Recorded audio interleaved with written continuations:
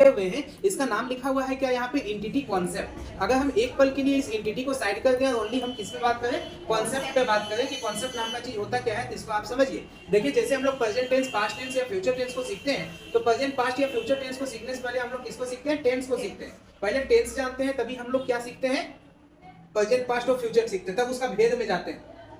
बात समझ में आ रहा है ना। तो अभी जो हमारा यहाँ पे टॉपिक है वो टॉपिक क्या है, कॉन्सेप्ट, ये हमारा टॉपिक है। और इसको अगर हम लोग हिंदी में बात करें तो इसको हिंदी में बोलते हैं हम लोग अवधारणा। अवधारणा इसको हम लोग हिंदी में बोलते हैं। अभी कॉन्सेप्ट या फिर अवधारणा होता क्या है, पहले आप इसको बढ़िया से समझ लीजिए। देखिए कॉन्सेप्ट या अवधारणा का माने मतलब ये होता है, बस आप लोग सुनिए समझिए, क्योंकि लिखने के लिए आपको एकदम समय दिया जाएगा, है ना। तो अभी बस बढ़िया से आप लोग सुनिए और समझ लीजिए, ठीक है ना। कॉन्सेप्ट या अवधारणा का माने मतलब ये होता है कि जब भी आप कोई काम करते हो तो उसका कोई ना कोई नियम होता है, और वो नियम किसी ने बनाया है जिसको हम लोग फॉलो करते हैं। आप घरेलू काम ही देख लो ना भैया, आप घर में एक सब्जी ही बनाओ ना, तो नियम है, पहले ये डालो, फिर प्याजवा होगा लाल, तब डालो ये, तब वाला होगा पीला, तब डालो मसाला। तो मेरी बात समझ में आ गई। शादी करो, शादी में नियम है। घर का छेका क्या बोलते हैं, घर उड़ाही करो, उसका नियम है।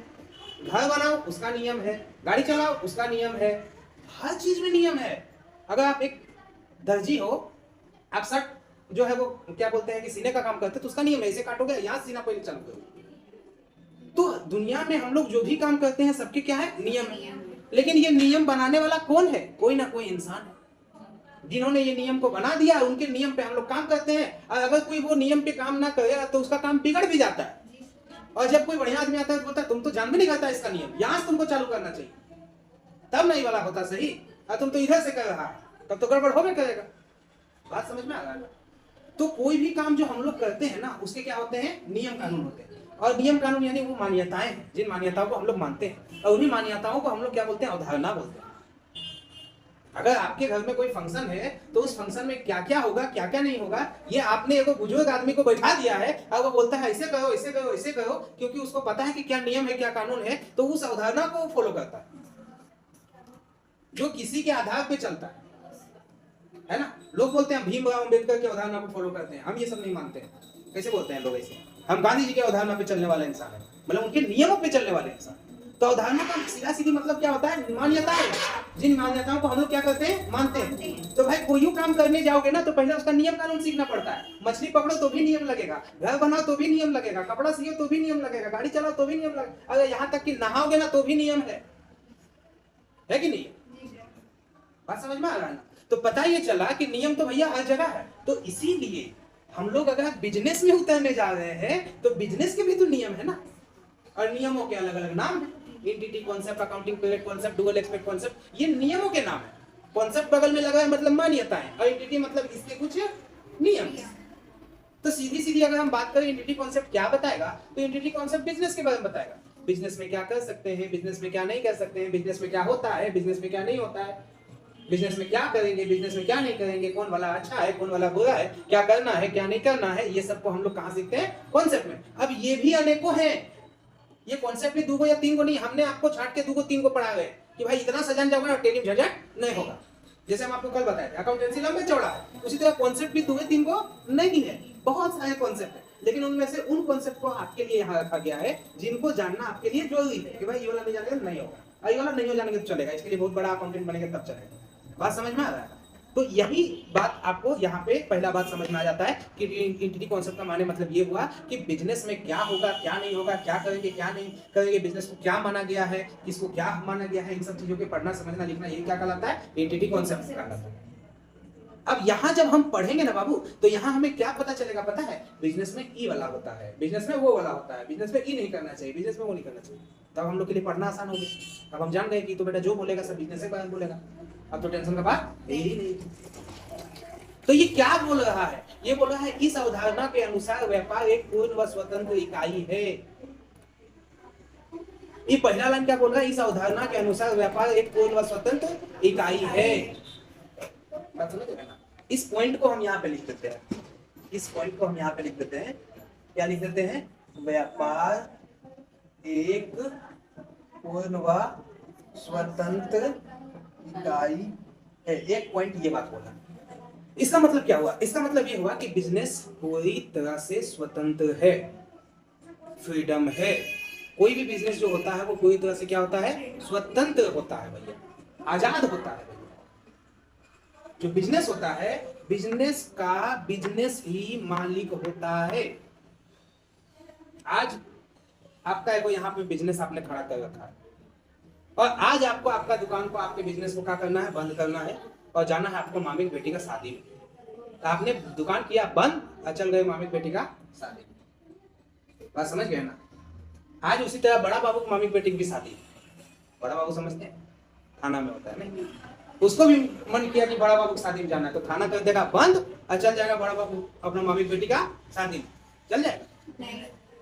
नहीं ना जा सकता है बाबू। तो बिजनेस क्या होता है, पूरी तरह से स्वतंत्र होता है। बात समझ गया ना, क्लियर है ना ये चीज बिजनेस के अंदर, क्योंकि उसका जो दायरा है वो आप तक है। ठीक है ना, समझ में आ गया। दूसरा पॉइंट यहाँ क्या बोलता है कि व्यापार के अस्तित्व को इसके मालिक या मालिकों या लेनदार प्रबंधकों और अन्य व्यक्तियों से अलग माना गया है। अब दूसरा पॉइंट क्या बोल रहा है पता है, दूसरा पॉइंट को हम यहाँ लिख लेते हैं, व्यापार के अस्तित्व को अलग माना गया है। शॉर्ट में लिख दिए, इससे उससे भी अलग माना गया, मैंने अलग माना गया। व्यापार का अस्तित्व का मतलब समझते हैं, व्यापार का पहचान। अस्तित्व मतलब पहचान। अरे तुमने तो मेरा अस्तित्व ही छीन लिया, बोलते हैं ना लोग, मैं पहचाने छीन लिया। तो व्यापार के पहचान को क्या माना गया है, इसके मालिकों से अलग माना गया। इसका मतलब क्या हुआ, इसका मतलब ये हुआ कि बिजनेस का जो पहचान होगा ना वो बिजनेस से होगा, ना कि मालिक से होगा। बिजनेस का नाम लोग बिजनेस के नाम से जानेंगे, बिजनेस के बारे में लोग बिजनेस के नाम से जानेंगे, और यही होता है। बस हमें थोड़ा सा इसमें जोर देना है। हम लोग नाइस कंप्यूटर सेंटर को नाइस कंप्यूटर सेंटर के नाम से ही जानते हैं। आपको कोई पूछता है कहाँ जाते हो सीखने, तो आप नाइस कंप्यूटर सेंटर ही बोलते हैं, हमारा नाम कहाँ बोलते हो। आप कपड़ा खरीद के जाते हो तो आप बोलते ही हो कि नंदनी गारमेंट्स में खरीदे हैं, नंदनी में खरीदे, कहाँ आप उसका मालिक का नाम बोलते हो। हम अग्रवाल में खरीदे, कहाँ आप उसका मालिक का नाम बोलते हो। एक्चुअल में यही होता है। हम सैमसंग कंपनी को सैमसंग के नाम से जानते हैं, हम नोकिया कंपनी को नोकिया के नाम से जानते हैं, हम अग्रवाल गारमेंट्स को अग्रवाल गारमेंट्स के नाम से जानते हैं। यानी हर एक दुकान को, हर एक फर्म को, हर एक कंपनी को हम लोग किसके नाम से जानते हैं, कंपनी के नाम से जानते हैं। यही बात बोला कि व्यापार के अस्तित्व को अलग माना गया, मालिक से अलग माना गया। इन्हें मलिकवे बिजनेस वे ही नहीं आपका है कि मलिकवे बिजनेस है, ऐसा नहीं होता है। अब आप बोलेंगे सर अगर लीगली देखें तो पहचान तो उसका होता है ना जिसके पास कोई पहचान पत्र हो।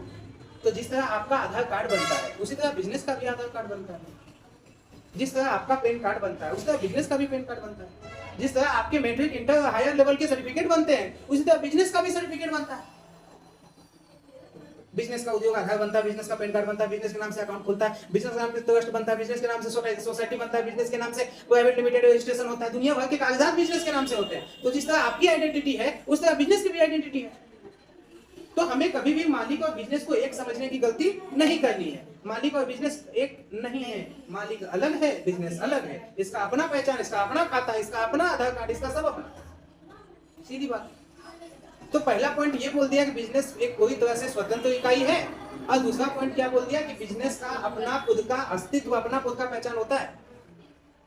बात समझ गया ना। इसका रिपोर्ट जाएगा ना गवर्नमेंट के पास तो इसी के नाम से जाएगा, आपके नाम से नहीं जाएगा। हम इसको जो डेटा दिखाएंगे गवर्नमेंट को, इतना खरीदे इतना बेचे, तो कौन, तो दुकानवा, आदमी या नहीं। बात समझ गया ना, ये चीज हो गया। इसके बाद क्या बोल रहा है, व्यवसाय के सभी सौदों का लेखा व्यवसाय की पुस्तकों में लिखा जाता है, यहां तक कि पूंजी की एक सीमा तक मालिक भी लेनदार माने जाते हैं। अब ये पॉइंट को आप क्यों लिख देते हैं हम यहाँ पे, यहां पूंजी के एक सीमा तक मालिक क्या होता है, लेनदार होता है। अब एक चीज तो आपको क्लियर हो गया कि बिजनेस अलग है और मालिक अलग है। तो भैया ये वाला आपका बिजनेस है और ये आपका हो गया मान लो भैया मालिक है। तो जब ये अलग है तो ये बिजनेस मान लो आज चालू करने चला, तो इसने बिजनेस को 10,000 रुपया पूंजी दिया, तभी बिजनेस चालू होगा। पूंजी दायित्व है, पूंजी नहीं तो बिजनेस नहीं, जान लो पूंजी देना ही पड़ेगा। बात समझ गया ना। तो मालिक ने बिजनेस को कितना रुपया दिया, 10,000। तो पता है मालिक ना बिजनेस को 10,000 रुपया पाने लगा। इसको बोलेगा हम तुमको 10,000 पाते हैं, तुमको हम 10,000 दिए हैं। लॉजिकल बात ये है, ये बिजनेस जब गवर्नमेंट को हिसाब दिखाएगा तो दिखाएगा लायबिलिटी, बोझा कौन है भाई, बोझा कर्जदार कौन है, कर्जदार फलाना, ये मेरा महाजन है। गवर्नमेंट को क्या दिखाएगा पता है, फलाना ये मेरा महाजन है, महाजन लेनदार को बोलते हैं महाजन, क्रेडिटर पैसा लेने वाला, पैसा जो आपको पाता है उसको, ये मेरा महाजन है, इसको हमको 10,000 देना है, ये बिजनेस दिखाएगा गवर्नमेंट को। गवर्नमेंट अच्छा 10,000 देना है, नहीं हाँ अभी हमको बोझा है सर, कमाए हैं लेकिन इतना भी हमारा बोझा है। ये थोड़ी बोलेगा तुम लोग तो एक हो गए पर, ऐसा थोड़ी बोलेगा, समझ गए ना। बोलेगा तुम अलग हो, तुम अलग हो, इससे लियो इसको फिर 10,000 का करना होगा, वापस करना होगा, ये बात आप जान लो। तो यही बात बोला है कि पूंजी की एक सीमा तक, जब तक पूंजियां ना निकले तब तक ये लेनदार है इसका, ये महाजन है इसका, है ना, बात समझ गए ना। तो ये बात यहाँ पे आपको बोल रहा है। अगला इसके बाद क्या बोल रहा है, इसलिए व्यापार के मालिक का निजी लेन देन का अलग हिसाब रखा जाता है। यही कारण है कि व्यापार का मालिक व्यापार से कोई सामान अथवा खर्च के लिए नगद निकालता है तो उसका हिसाब किताब ड्राइंग के रूप में लिखा जाता है। चौथा पॉइंट ये क्या बोला, मालिक अगर बिजनेस से कोई सामान या पैसा निकाले तो उसका हिसाब जो होता है वो कौन सी के रूप में होता है, ड्राइंग के रूप में होता है। माने उसका भी हिसाब रखा जाता है कि मालिक है तो भाई तुम हमरा यहाँ से कुछ भी निकाल सकते हो, नहीं निकाल सकते, तुम निकालोगे तो हम एक खाता चालू करेंगे तुम्हारे नाम से, जैसे हम आदमी के नाम से खाता चालू कर रखे हैं, जो हमसे लेता है देता है उसका हम खाता लिख रहे हैं, उसी तरह तुम भी निकालोगे ना, बिजनेस बोलेगा किसको, मालिक को, तो तुम्हारे नाम से भी खाता चालू करेंगे। तो अकाउंटेंसी का नियम कहता है कि अपना ही बुक में अपना ही नाम मत लिखना, माने बिजनेस अपना ही बुक में अपना मालिक का नाम ना लिखना। तो मालिक के नाम की जगह क्या लिखाता है, ड्राइंग लिखाता है। ड्राइंग को हिंदी बोलते हैं आहरण, आहरण माने अपने खा गया, समझ गया ना, बात ये हुआ, इसमें आपको चढ़ाना होता है। तो ये 4 पॉइंट में ये आपका जो कॉन्सेप्ट है वो निपट जाता है। यही 4 पॉइंट यहाँ पे है कि बिजनेस पूरी तरह से स्वतंत्र होता है, बिजनेस का अपना खुद का अस्तित्व, अपना खुद का पहचान होता है। बिजनेस में मालिक ने जितना पूंजी दिया उतना निकालना मालिक निकालेगा, नहीं निकालेगा तो बिजनेस का वो महाजन हुआ, क्रेडिटर हुआ, है ना। अब इसीलिए मालिक का भी अलग ही हिसाब चलेगा बाबू, क्योंकि वो अलग है। उस खाता को क्या करते हैं, ड्राइंग। आप लेकिन से मालिक का नाम से कहा नहीं लिखते हैं, मालिक का नाम से इसलिए नहीं लिखते क्योंकि मालिक के नाम से आप लिखेंगे सब गड़बड़ा जाएगा। सामान निकालोगे तो मालिक पैसा रखेगा का, नहीं रखेगा, तो सामान का गिनती कम तो पैसा गलत हो जाएगा, जहां सामान का गिनती कम सामान मिलाओगे तो पैसा कम हो जाएगा, इसलिए उसका अलग हिसाब क्या रख दिया, ड्राइंग। तो ड्राइंग जितना होता है उतना पूंजिया क्या हो जाता है, इसका बोझा क्या होते जाता है, कम होते जाता है। मालिक ने जब बिजनेस को पैसा दिया तो उसको क्या बोलते हैं, पूंजी, क्या बोलते हैं, पूंजी। और जब मालिक बिजनेस से क्या कर रहा है, पैसा ले रहा है तो उसको क्या बोलते हैं, ड्राइंग। तो 10,000 दिया था और आज 2,000 ही निकाला तो वहां पता है उसका जो बोझा है वो घट जाएगा, 10,000 की जगह कितना बच जाएगा, 8,000 बच जाएगा, क्योंकि ड्राइंग हो रहा है, ले रहा है, वापस ले रहा है, बात ये, ठीक है, समझ गए ना। ये था आपका एंटिटी कॉन्सेप्ट। अब अगर हमें इसको किसी को बोलना हो तब बोलेंगे, इस अवधारणा के अनुसार व्यापार एक पूरी तरह से स्वतंत्र इकाई है, इसमें व्यापार के अस्तित्व को या व्यापार की पहचान को अलग माना गया है। इसमें मालिक जितना पूंजी देगा उतना जब तक नहीं निकलेगा तब तक वो लेनदार होता है, इसीलिए मालिक का अलग हिसाब रखा जाता है, उसे खाते का नाम ड्राइंग है।